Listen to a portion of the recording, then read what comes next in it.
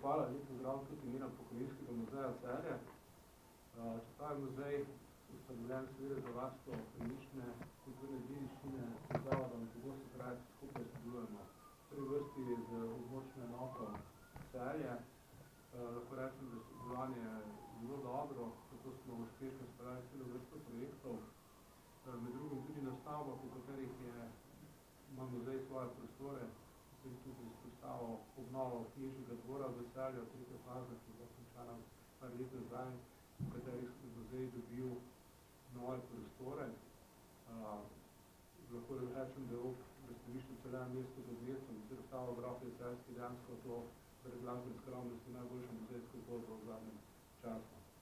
V zadnjih letih sodelujemo veliko z restauratorskim centrom, tukaj se, kot je že direktor omenil, začenjajo priprave na restauriranje celjskega stropa, te, lahko rečemo, edinstvene umetnine v slovenskem prostoru, pa tudi v evropskem, pri celjski strop, za razliko od ostalih stropov, ki so bili znani takrat, ko je pred 90 leti bil odkrit, edini preživel drugo svetovno vojno. Ostali so bombardirani v Nemčiji, so v glavnem bili uničeni. Celjski imel to srečo, da je pač bomba padla ena v vzhodno stran, druga na zahodno in strop je sam posnel. Mogoče še temo več, potem so moji kolegi povedali, v zadnjem času smo skupaj tudi z območno enoto Celje, tudi z restauratorskim centrom, naredili kar nekaj na področju prezentacije, prvi vrsti tako varovanja in potem prezentacije arheoloških postelin v filmskem Ceneje. Nov turistično-informacijski center s paviljonom za prezentacijo arheologije in žene in kmetijstva, ki se lahko danes obiskovalci v Celju ogledajo. Druga stvar pa je, na kateri pa delamo, na kateri jaz verjamem, da bo leta 2018 bomo naredili maksimalno, kar se najde na muzejskem trgu v Celju. Kolega dr. Jure Krajšek bo potem kasneje spregovoril več o teh najdbah.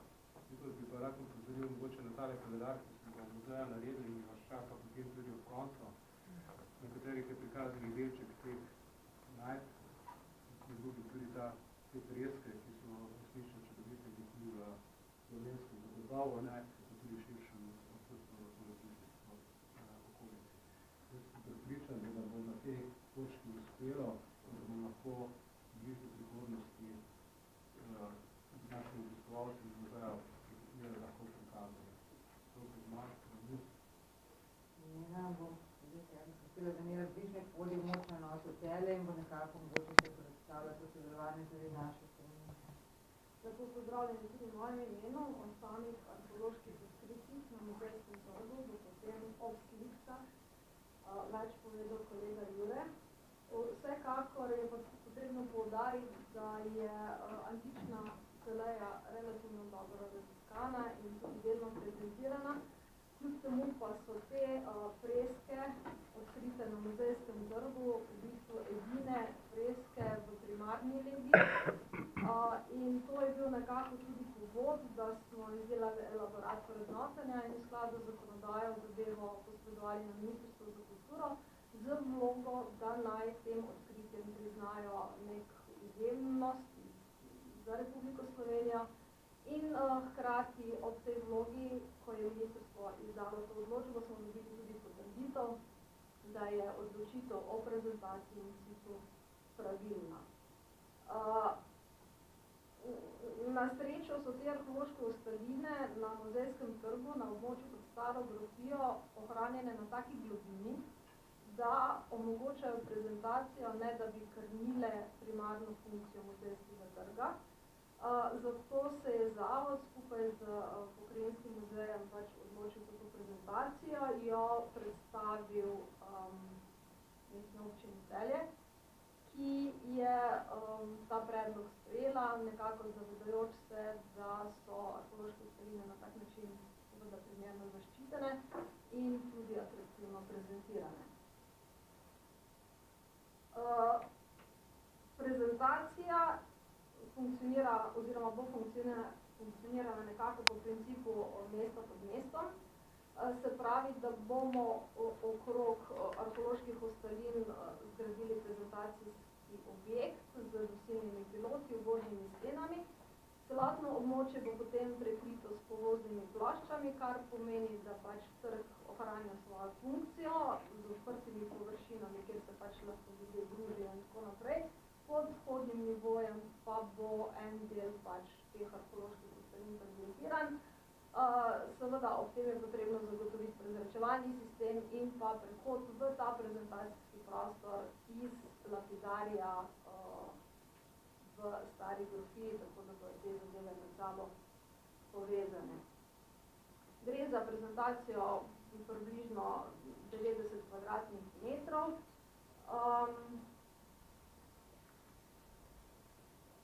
Čas, bom rekla, je kakršen je, zato so bile freske v tem času ustrezno zaščitene za čas gradnje in pa za čas kratkotrajnejših temperatur pod zmrzaljo. Izvaja se redni monitoring stanja freske se občasno tudi pač območje se dodatno ogreva. In nekako po zaključku v letu 2018 bodo seveda stekli vsi postopki za ohranitev, za prezentacijo. To je potrebno poudariti, da gre za zelo kompleksen konzervatorski, restauratorski, arheološki, predvsem logističen zalogaj, ker gre za pač urbano okolje, kjer je prostora malo, kjer je kup infrastrukture, kjer je potrebno zagotavljanje dostopov do objektov in tako naprej. Tako da te koordinacije med vsemi akterji potekajo na dnevni ravni, se usklajujemo, iščemo posebne pač tehnične rešitve, ki posege v originalno substanco pač minimalizirajo, ker če postaviš na neko območje kvartalno garnituro, ki ima nekaj 10 ton, moraš seveda vse arheološke najprej ustrezno zaščititi, preden se to zgodi, tako da zahteva je kompleksna. Ampak jaz verjamem, da z nekim res dobrim in pa konstruktivnim argumentiranim sodelovanjem vseh akterjev muzeja, občine, Ministrstva za kulturo, restauratorskega centra, območne enote, dejansko nadaljujemo z sklepanjem enih takih uspešnih zgodb arheoloških prezentacij in Celje ponosno postavljamo v bok večjim evropskim prestolnicam. In prepričana sem, da to ni zadnji projekt. Hvala.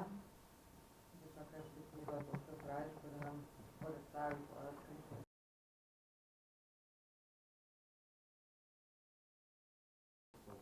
Vidimo vse čas zelo dobro energijo. Zdaj specifike Celeje so te, da v zadnjem času, v zadnjih letih predvsem ugotavljamo, da imamo ostanke rimskih cestij, ki se služi tik pod površjem, ki je govoriti o 30 cm pod površino, in pa potem te seveda veliko rimske plesti segajo lahko do 700 cm oziroma 7 metrov globine ali poprečju nekje do 4 metre. Se pravi, logistični problemi v raziskavah so problematični in predvsem ta logistika je tista, ki na nek način, oziroma ta problematika je tista, ki nekako zamejuje poznavanje Celeje, kjer se nam to zapravo z vsakim izkopavanjem nekaj novega odkrije, oziroma dobimo neke potrditve. To je zdaj ena taka kumulativni načrt vseh raziskanih pa dokumentiranih površin v Celeji. Pravi, če rečemo, da je Celeja 3. stoletja za svojo površino približno 46 hektarjev, poznamo nekaj približno 10 do 15% tega, s tem, da je veliko teh površin do raziskanih v 19. stoletju. Torej, področje muzejskega trga oziroma te obnove, ki je potekala v letu 2016 in 2017, v tem nekaj celoviti obnovi je bilo zajetih približno 3500 kvadratnih metrov, pri čemer smo mi v glavnem izvajali arheološki nadzor in pa dokumentirani struktur že v starih konstrukcijah, tam se poteka moderna infrastruktura, na 2 območjih, označenih z modro, približno 180 kvadratnih metrov pa je bilo zaradi posegov v arheološke plasti potrebno tudi izkopavati. Zdaj, glede na to, da smo znotraj rimske Celeje in na področju muzejskega trga, se pravi na področju, da je v srednjem veku nepozidano, smo sicer pričakovali,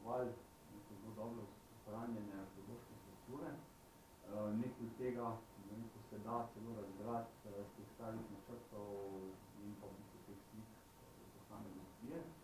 Vendar, bom rekel, je bilo presenečenje že takoj na začetku, na vzhodnem delu, kjer smo začeli, pravzaprav veliko, saj so te ostanki poznorimske arhitekture, poznorimske strukture bile ohranjene dobesedno do modernega tlaka, se pravi 30 cm pod modernim tlakom, že ostanki poznorimske vile z mozaičnimi tlemi, z ostanki kopalnice in pa v bistvu v tem delu potem seveda spremembe projekta, zato da se v te intaktne arheološke plasti ne posega, se pravi ta tlak, potem privatna kopalnica, v kateri je napeljana voda, plin in pa kanalizacija. Ne, se pravi, in to seveda tisto površje, ne, ta kopalnica. Potem se pravi proti zahodu, da ta tendenca teh, bom rekel, pojavljanja arheoloških plastin struktur tisto površje ne zmanjšuje, ampak ostaja ves čas, bom rekel, zelo visoka, tako da so pravzaprav izvajalci imeli tudi logistične probleme, kako moderno infrastrukturo v bistvu te stare destrukcije nekako še uspet stisnati, da ne prihaja do teh večjih posegov. Se pravi, ostanki mozaičnih tal v teh jasnih že za izvedeno infrastrukturo iz 19. in 20. stoletja. In pa seveda prostor pred staro geofijo, kjer smo vedeli, da nas čaka najboljše ohranjena arheologija, se pravi, tukaj so še moderni temelji, infrastruktura, topoteka in pa potem vmes že vidni ostanki, najprej, ki so zelo na vrhu, neki deli nekdanjega Schreibhausa, se pravi upravnih prostorov Knežje palače oziroma Knežjega dvora, se pravi, tukaj so bili upravni in gospodarski deli z dvoriščem, se pravi, izvedenim v teh informačnih glav, zelo dobro ohranjenih, tik pod, seveda pod temi srednjeveškimi objekti, pa že ostanki poznorimske vile. Tu je tudi edina vila, ki smo jo v malo večjem obsegu lahko raziskali in dokumentirali, se pravi spet privatni kopalniški prostori, vile iz 4. 5. stoletja, s tem, da treba povedati, da hodni nivo te vile bil na nivoju današnjih hodnih površin, se pravi, to so samo temelji, da je ta lepši del hiše že uničen. Zdaj, bivalna kultura v Celeji je bila izredno visoka, se pravi, vsaka hiša, vsaka vila, ki smo v tem delu dokumentirali, ima centralno ogrevanje, tako zračno centralno ogrevanje, potem privatno kopalnico, priklopna kanalizacijsko omrežje in pa potem neko zelo razkošno okrašene bivalne prostore, mozaiki, štukatura, imamo zdaj del kopalnice, oziroma kopalnice prostorov in povezovalnih hodnic in pa potem v nadaljevanju cesta, ki velike hišo od naslednje. To gre v bistvu za prvi zahodni kardo in v tej hiši, oziroma naslednja hiša spet z ostanki kopalnice, ki je uničena, zato ker je samo 20 cm pod modernim hodnim nivojem. In potem v sami cesti kanalizacija, neko nedotaknjenost teh kanalizacij, ki ni vključeno v moderno kanalizacijsko mrežo Celja, gre za približno 40 metrov dolg pot, ki je perfektno ohranjen in so malo zadihan, pa pravzaprav v odličnem stanju. Pod vilo iz 4. in 5. stoletja se v bistvu nadaljuje plasti pravzaprav iste hiše, ki pa je imela drugačno razporeditev prostorov in te prostori so bili zasuti večinoma z drobnimi fragmenti ometa, geometnih kamnov in pa v glavnem večji kosi podpisanega ometa, se pravi stres, so že nakazovali na to razkošnost tudi že predhodne vile, se vile, ki se stala v 1. in 2. stoletju. In potem seveda pravo presenečenje je bilo pa v bistvu ostanki teh zidov 1. stoletja, ki so bili v 3. stoletju uničeni približno na višini 1,20 m in z zelo odlično ohranjeno slovensko postavo, še vedno na mestu, ki je bila izvedena nekje pred skoraj 20 leti. In pa čisto na dnu, nad tlemi ostanki stropa, kar gre za en velik unikum tega, ki v Evropi ni velik, zato ker da se strop ohrani v tako dobrih, v tako velikih kosih, pravzaprav so tudi redki primeri, če ne